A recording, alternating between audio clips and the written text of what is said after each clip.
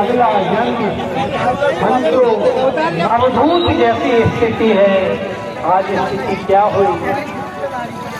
आज भरत जी जिन्हें लोगों ने एक नया नाम दे दिया है। भरत जी को भरत कुंज कहता है। जल भरत के नाम से लोग बुलाते हैं। जल भरत कहते हैं, सब कहते हैं ये एक नया मूर्ख है। जय भरत के नाम से और गुजरात में गांधी को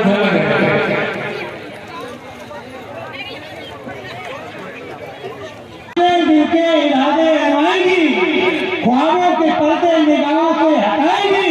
जिनका हौसला मत हारना करते ये ठोकर तो चलना सिखाएंगे।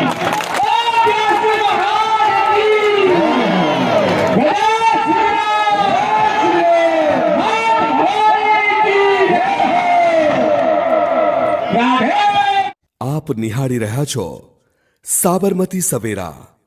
રોજની અપડેટ અને ન્યૂઝ માટે અમારા અખબાર અને સોશિયલ મીડિયા પ્લેટફોર્મ્સને આજે જ ફોલો કરો। સાબરમતી સવેરા, જીદ્દ છે ત્યાં જીત છે।